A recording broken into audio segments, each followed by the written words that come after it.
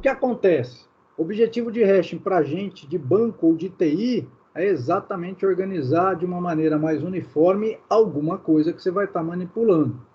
Para a gente, em específico, em índices, trabalhando com dados de um banco de dados, a ideia é exatamente, comentário que a gente fez agora há pouco aqui, deixa eu voltar aqui.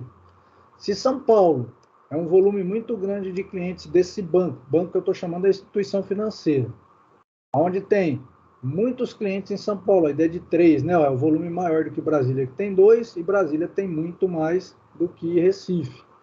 O que acontece aqui? Esse aqui, toda vez que for manipular dados do conteúdo de São Paulo, vai ser sempre mais custoso, vai perder desempenho, porque o volume de dados aqui é muito maior do que Recife. E ainda assim é maior do que Brasília. Mas a lógica deveria ser ao contrário. Se aqui você tem mais clientes, é onde sua instituição deveria oferecer os melhores recursos, e não ao contrário. No entanto, não é pela agência, pela nossa empresa, é porque tem mais dados. Se tem mais dados, você tem que usar técnicas diferentes para atender melhor quem mais ajuda a sua empresa, no sentido de é onde você tem mais cliente, não ao contrário. Nessa situação, do que ele está colocando aqui, começa a aparecer com certo destaque essa característica de hash. Então, se você for dividir os seus arquivos de índice por agência, você está prejudicando o lugar que você tem mais cliente. Então, eu vou dividir pelo quê? Vou organizar meus índices pelo quê? Aí a gente pensa nessa ideia de hashing, a gente vai criar uma equação matemática para distribuir, independente de qual é a agência, em que estado o cara está, de que cidade pertence a conta dele, a agência em específico, para ser igual. Então, se o cara está em São Paulo, ou tem conta em Brasília, ou tem conta em Recife, o tempo de resposta é para ser similar. Então, se tiver ruim, vai ser ruim para todo mundo. E se tiver bom, vai ser bom para todo mundo. Então, a gente vai procurar exatamente identificar uma função que consiga fazer essa distribuição uniforme para organizar o volume de dados que existe ali, mantendo o quê? Todos os seus clientes de uma forma, ou sendo tratado de uma forma igual, ou pelo menos medianamente igual. Aqui, a organização de um arquivo hash, vamos ver o que ele comenta aqui. Acesso direto, o que ele está tentando? Acesso mais rápido possível no dado que o cara está buscando. Aplica-se uma função, coisa matemática, não vai entrar nesse método, não, separa por agência. Vai existir um cálculo que mentalmente ou logicamente para a gente não interessa o que está sendo feito, desde que promova o melhor desempenho para todo mundo de maneira igualitária. Então, é uma função matemática que consegue fazer essa distribuição uniforme. Utiliza-se de um conceito, a ideia do bucket, ou do balde em si, para levar um volume de dados que está saindo do recurso secundário, olha lá, armazenamento físico mais estável, não volátil, mas muito lento. Só que tem que tirar dele, através dessa expressão aí, um baldezinho e levar para a memória. Volume primário, muito rápido, mas inseguro quanto à volatilidade. Faltou energia, perdeu o que estava lá.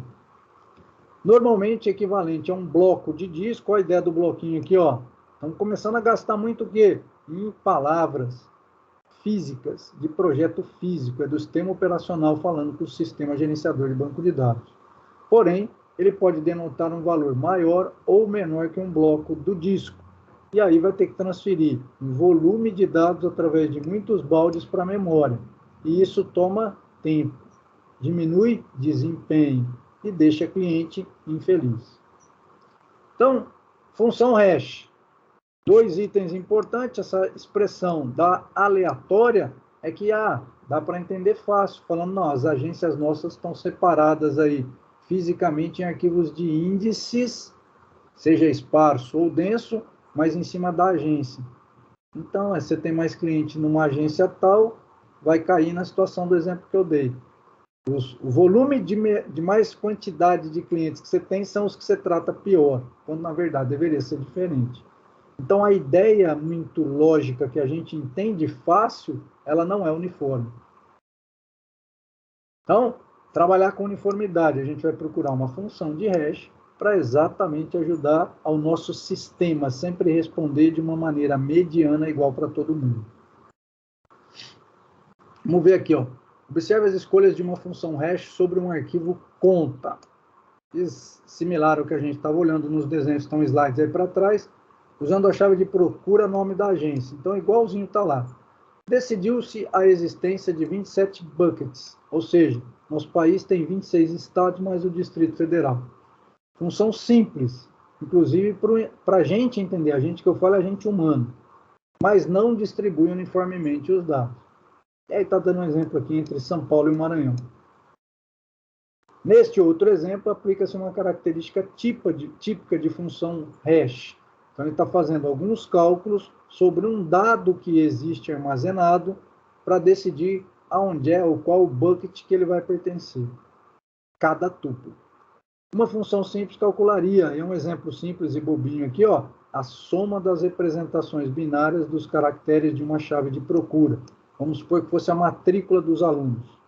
Então, ele está ordenado pela matrícula? Não. Ele vai aplicar um cálculo sobre a matrícula e vai gerar um valor que vai identificar em qual bucket vai estar armazenado aquele aluno. A ideia aqui, né, de uma classificação muito simplória, porque vai mais do que só esses dois itens que estão aqui, de uma função hash ruim e uma que seria boa. Ruim é simples, não fez distribuição uniforme, pronto, ela já é ruim. Pode resultar em procuras que consumam um tempo proporcional à quantidade de chaves que existam no arquivo, chave de procura. Ou seja, colocou um hash para quê? Está lento, tira o hash, ele vai funcionar praticamente da mesma velocidade. Esse é a aplicação de uma função hash ruim. Uma boa, oferece um tempo de procura médio. Então, ou seja, se o cara está no lugar que mais tem conta ou menos conta, não interessa. Todo mundo vai receber a resposta diante de um tempo médio igual entre todas as pessoas que são seus clientes.